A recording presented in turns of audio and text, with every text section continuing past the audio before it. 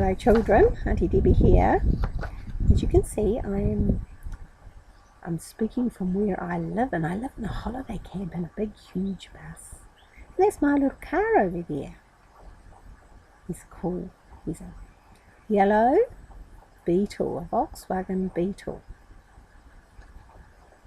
Anyway, today I've got this story called The Bad Pixie, and it comes out of a book that's called My Fun Time Storybook.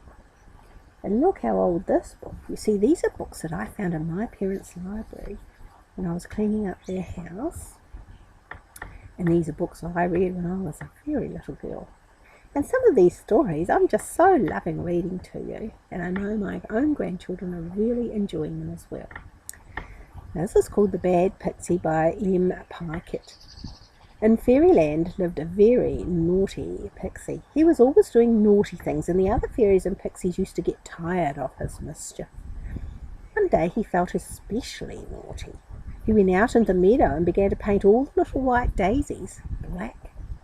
And when one of the other pixies saw him, he was very cross and chased him away. But Quince, for that was his name, still felt very mischievous. So he went into Mrs. Grundy's garden to find something else to do. Mrs. Grundy kept the village shop, and as it was half-day closing that day, she had taken her knitting and a book out into the garden in the sunshine.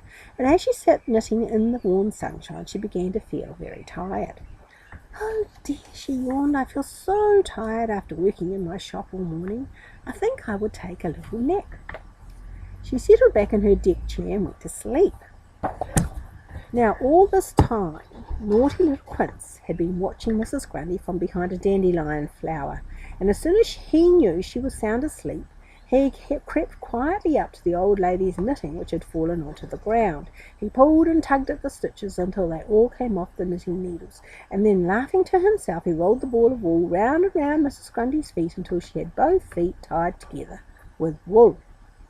Then he went into the shop to see what mischief he could get into in there. He really had a good time in the shop. First he went around having a taste at all the different sweets in the shop. Then the naughty little pixie did a terrible, terrible thing. He changed all the labels on the tins of food which were standing in neat rows on the shelves.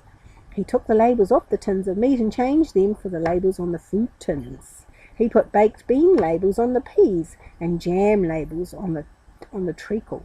He thoroughly enjoyed himself for hours doing these very naughty things until suddenly he heard Mrs. Grundy coming in from the garden.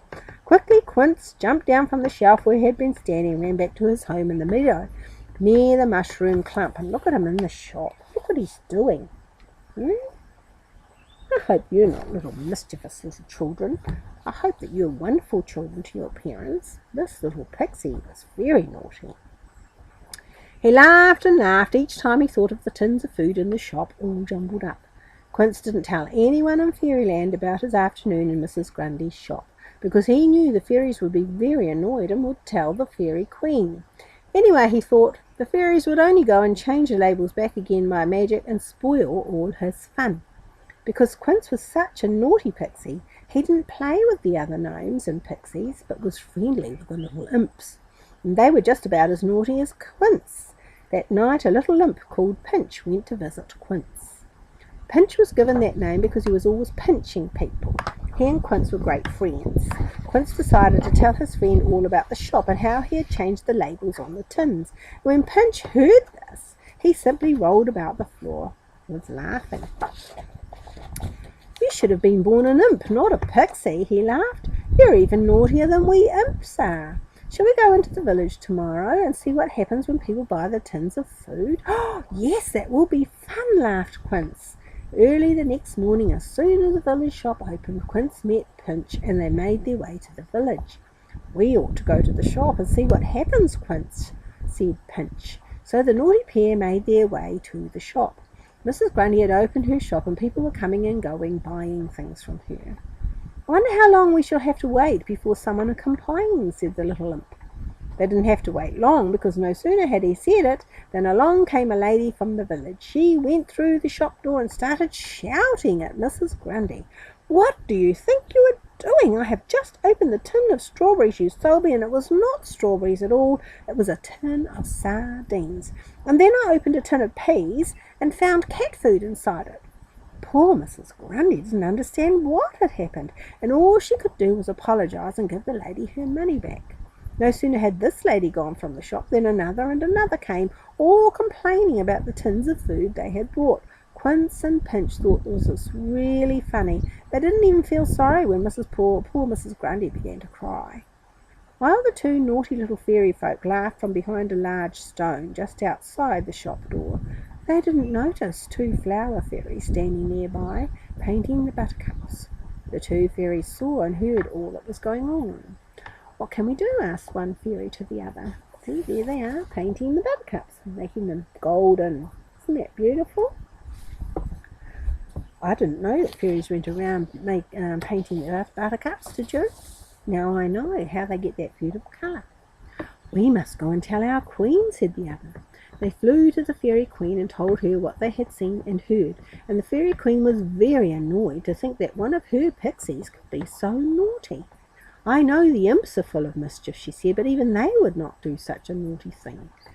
The fairy queen said she would go herself to the village and wave her magic wand over the shop. "Everything will return to normal then," she said. Then the fairy queen had an idea. "We must teach that naughty Quince a lesson he won't forget," she said. "I happen to know he's having a party tonight and has invited all the little imps to go.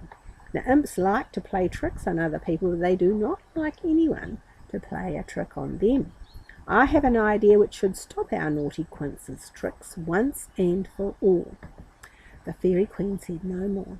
She went to the village shop as quickly as she could to put everything back to normal, and that night Quince prepared a lovely meal for his friends, the imps.